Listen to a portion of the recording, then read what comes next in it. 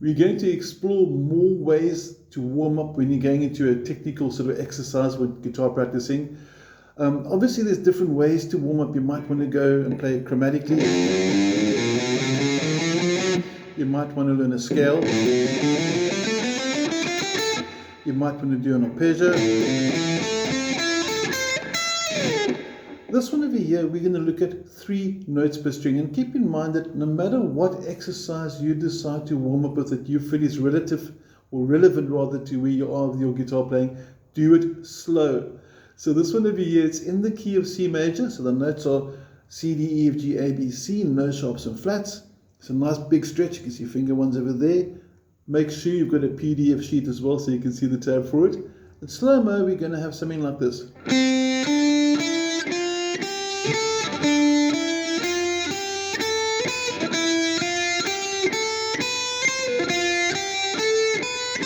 And you gradually increase the speed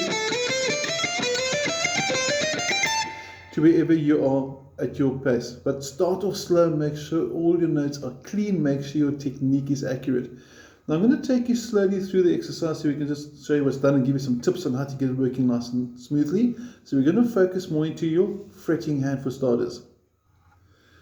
We've got quite a big stretch over here. Finger 1's at the first fret, finger 3, your ring fingers at the 3rd, and your pinkies at number 5. And you'll notice they're in groups of 6. So it's 3 notes per string, playing 2 strings, 3 times 2 is 6. There's the math. So it's 1, 2, 3, 4, 5, 6. And the trick is for each 6 notes, try and keep your hand in that position. So what I'm going to do now is I'm going to move my hand, and this is what I'd like you not to do. There my hand is moved. I want you to try and work on stretching your hand, getting it open. Once you've done those 6 notes, then jump up to the next position, get into the position, and you'll notice over there at your fret numbers go 3, 5, 6, 3, 5, 7. That's because of where the notes are on the fretboard. You finish those 6 notes, next position, next position, and you want to join them something like this, slow motion. No pauses.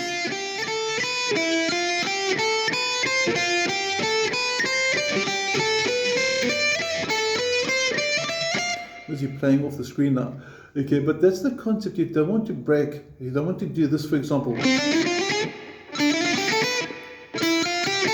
Because my rhythm is not even. Keep your rhythm nice and relaxed, nice and smooth. Now on the picking hand, we're quickly going to focus on the picking hand. First of all, my bridge. I'm using different guitars for the different videos to show you different types of bridges. But your palm is resting somewhere near the saddles like this for positioning, so I can feel my strings.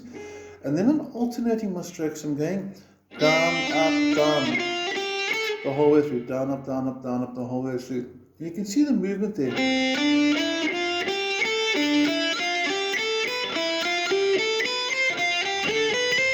So it's a really nice way to get your alternating strokes. And because it's an odd number, you're going down, up, down, up, down, up. So you're controlling your rhythm mentally, not physically, with the momentum of your hand picking. That's an explanation for another day, but trust me, alternate your strokes, it's going to help you.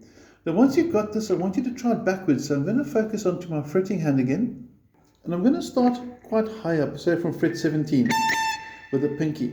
And the tabs will be on the PDF as well, so make sure you've got a copy of the PDF. It's got the diagram, shows you the notes. And what's cool about this is you're also learning where all the notes are in the key of C major and A minor. Obviously we can do an exercise in E minor, F major, whatever key you want to play in, but we have to start somewhere, and we don't want to load up 5,000 videos. Okay, so we're looking at concepts, and the concept for this particular video is 3 notes per string and in groups of 6. In other words, 1, 2, 3, 4, 5, 6, 1, 2, 3, 4, 5, 6. What's happening now is we're going backwards. So the first one, we went up in pitch like this,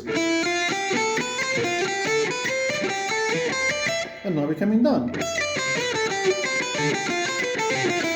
And again, make sure that each group of 6 notes has its own position. You can see it quite nicely here. First 6, finish the position, into next, next position, next position, and it helps get your hand working, or opening up rather, not working but opening up, And make sure your pinky is working, very important. Most of us are quite lazy with our pinky. Now, what's actually quite cool with this specific exercise is we can actually reverse it in a way that you're going up in pitch but down in pitch, which might not make sense, but check this out. I'm going to focus on the top of the guitar to take you through it. Okay, we first started doing this, remember? Sorry, start again.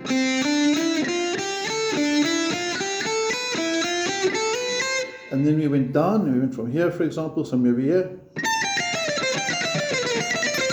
Again, it's not about the speed. I'm not trying to play fast for any reason other than just to show you what to do. You need to practice the speed yourself. Use a metronome. Now, this exercise, the third one, we're going to go backwards while going forwards. Sounds almost political, I guess, huh? But we're going to take the back one. I'm descending, but I jump up.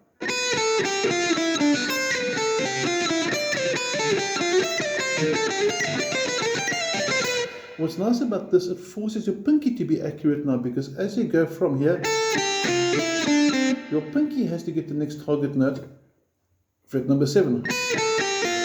Pinky has to find the next target note, number 8. And so you work your way up the guitar neck. So there's different mathematical combinations. You can reverse the strings instead of going. You can go. And just reverse the strings across. Another cool exercise using the same concept is to get your hammer-ons and pull-offs. So you pick, hammer, hammer. And what I'm doing there is I'm picking the first note. You can see hammer, and I'm hammering with the pinky. And I pick the next note, pick, hammer, hammer. So if you get an overview of the guitar, we'll end up with something like this, where you can see I pick, hammer, hammer, pick, hammer, hammer, pick, hammer, hammer.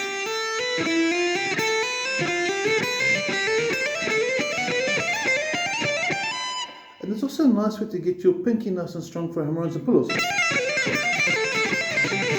There's a whole lot of different things you can do with a simple exercise. And remember, as we said earlier, start slowly. The best way to warm up, no matter what you're doing, whether it's chromatic, whether it's an arpeggio, there's so many different nice ways to warm up. And I'm sure you're going to find lots of other cool ideas on how to warm up as well from other teachers. Start it slow. That's the important part. Okay, I hope you enjoy this, and get your finger and watch that pinky. Thank you.